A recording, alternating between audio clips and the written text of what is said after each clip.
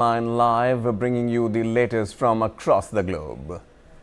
The Maldives, a picturesque Indian Ocean island nation known for its sun-kissed atolls and luxury resorts, finds itself at a pivotal moment as it navigates a presidential election that could determine the extent of influence exerted by two Asian giants, China and India.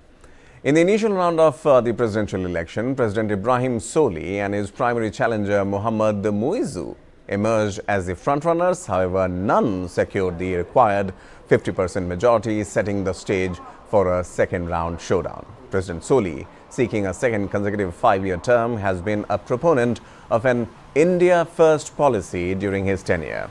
In contrast, Muizzu's coalition has launched an India Out campaign, pledging to remove a small Indian military presence that includes several surveillance aircraft and about 75 defense personnel. To discuss the matters further, we are joined by our colleague Ramakrishnan Sridharan, consulting editor, all the way from Washington, D.C. Sri, what a critical moment it is for Maldives and, needless to say, for India. As far as Chinese influence is concerned, we have seen efforts being made in the past. Why so critical? Why so critical these Maldives elections?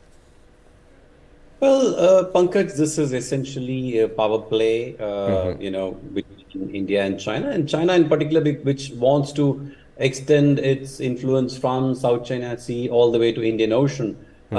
So until recently, China was not really a player in this part of the world. In fact, till 2013, I think, when Abdullah Yameen came to power, he was a corrupt authoritarian figure, and China found it easy to influence this man, and it started roping Abdullah Yameen into its Belt and Road Initiative. Because remember, it was exactly 10 years ago that Xi Jinping launched the Belt and Road Initiative. So far, China has invested, $1.5 billion in Maldives, which is a staggering number for a country whose GDP is only $9 billion. So this is now, a bone of contention, between India and China, because traditionally, culturally, historically, Maldives has been closer to India, and China has wanted to increase its influence in this part of the world. But what has happened is, till Maldives was pretty much looking up to India as the first responder. Any crisis happens, any problem happens, it's India that first goes to Maldives with help. Even when COVID happened, we were the first to send them COVID shots. So India has traditionally been the ally, been the guardian, I would say, in some sense, of Maldives and its people. China was happy to be away, but it saw an opportunity when Abdullah Yameen came to power. But the good thing is, with China making these moves, US has now started focusing on Maldives. In fact, I think 2 years ago, it decided that it would open a mission in Maldives, although I think it's still a virtual mission run out of Sri Lanka. But the fact is, US has also come into the picture. And, you would rather that India's presence and influence in this region continue, rather than allow China to, get some sort of a toehold and some influence. Because, China's ambition is unlimited. It pretty much, wherever it, looks at the world map, it wants to have its over that part of the world. But unfortunately, that's not how it works. Well, so China has to curb its ambitions.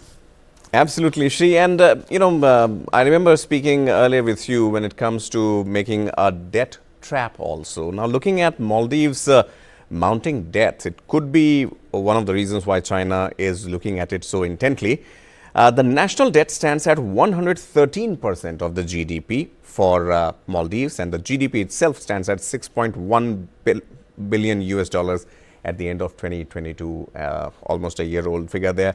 My question to you, Shri, is obviously we are seeing similar, escapades being made by China as far as Western Africa is concerned. We are seeing similar situations about the Hambantota port in Sri Lanka, which you mentioned also. And now there is a collection of islands, Maldives, I mean, how soon or how possible it is that it could fall into the trap, and that's why more reason of required for India's presence. No, absolutely. I think that's really the reason why Mohamed Salih came back to power, right? Because there was rampant corruption, and there was a blatant pro-China kind of a move that Maldives was making, and that was risking Maldives becoming a Sri Lanka. Exactly the trap what that an analogy! Sri Lanka Yeah. is something that Maldives was walking into as well.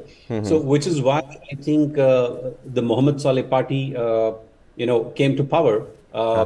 It's unfortunate that because of a low turnout this year, because I think the youth of Maldives is a little disillusioned by the constant corruption in the Maldivian political system. The turnout was lower than expected, but I think we still need to watch out for the kingmaker, Ilyas Labib, from the Democratic Party, who has 7% of the votes. So, on September 30th, when the runoffs happen, Pankaj, we could see Ilyas Labib and the party joining hands with Solih, because they're also pro-India. So I think that's a critical date we need to watch for. And I hope for Maldives' own sake and for the sake of its people that they make the right decision and they, bring back a party which is pro-India rather than pro-China. Indeed. One final question, Shri, on obviously the strategic part of it, because, you and I are discussing the international foreign hand and other possibilities in this island nation, but most of our viewers, I'm sure, would be thinking about the beaches and the sun-kissed atolls, as I mentioned about Maldives, but obviously there is another aspect to it as well. How crucial is it for India as of now? It's almost in Indian Ocean, India's neighborhood also, but I would say, enemies on the prowl, be it Pakistan also to a certain extent, I would say. For India's long distance look east policy, does Maldives also in the South Asian region hold some significance beyond these strategic ones? No, it has always held, significance, because ever since Maldives became an independent country, India was the first one to recognize Maldives. So we have always, appreciated Maldives as a country, and we have gone out of our way to support Maldives and make sure that it has instant help whenever it wants. So Maldives is important for us. But as far as China is concerned, Pankaj, it likes to claim even rocks, forget about islands and nations. So, that's a, sad part about China's foreign policy, where it wants to claim just about everything. And that has to be countered, because there are well-established international laws and conventions. And as, countries, we have to respect and adhere to those norms. So China cannot, just get in and say that we are going to start, claiming or bringing them into our influence, because I don't think that's how the world is going to work going forward, Pankaj.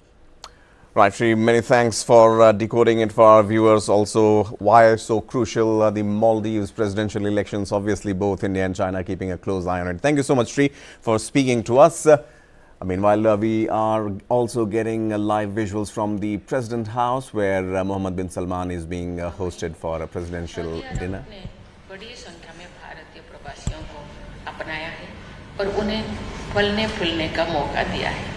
अपनी कड़ी मेहनत और professionalism के माध्यम से उन्होंने Saudi kingdom के विकास और समृद्धि में महत्वपूर्ण योगदान दिया है। हमें उनके देखभाल के लिए आपको धन्यवाद देते हैं और उनकी कल्याण के लिए आपके निरंतर समर्थन के प्रति आस्था रखते हैं। صاحب السمو الملكي لقد احتضنت المملكة العربية السعودية ملموس في تنمية وازدهار البلدين، ونحن نقدر اهتمام سموكم بجاليتنا ولا زلنا على يقين لاستمرارية دعم سموكم لرفاهية جاليتنا في بلدكم. महामहिम, आधुनिक दुनिया में हमारे साझे सांस्कृतिक अनुभव, आर्थिक तालमेल और एक शांतिपूर्ण और सस्टेनेबल दुनिया के प्रति प्रतिबद्धता हमें नेचुरल पार्टनर्स बनाती है। शांति और स्थिरता के लिए एक सकारात्मक शक्ति के रूप में सऊदी अरब की भूमिका की हम सराहना करते हैं। صاحب السمو الملكي إن تجاربنا الثقافية والتكاملية الاقتصادية والتزامنا المشترك لعالم سلمي مستدام تجعلنا شركاء طبيعية في العالم الجديد. نقدر بشدة دور المملكة. भारत वसुधैव कुटुंबकम में विश्वास करता रहा है, जिसका अर्थ है पूरा विश्व एक परिवार है. हमारे दोनों देशों के बीच बहुआयामी संबंध और आज यहाँ हमारे साथ आपकी गरिमामयी उपस्थिति सदियों पुराने इस सिद्धांतों की अभिव्यक्ति है. كما تعرف سموكم الملكي أن الهند تؤمن بكلمة فاسوديوا كوتومبكم، والتي تعني أننا نرى إلى العالم كله كعائلة واحدة. إن العلاقات التوسعية بين شعبينا وحضور سموكم الكريم.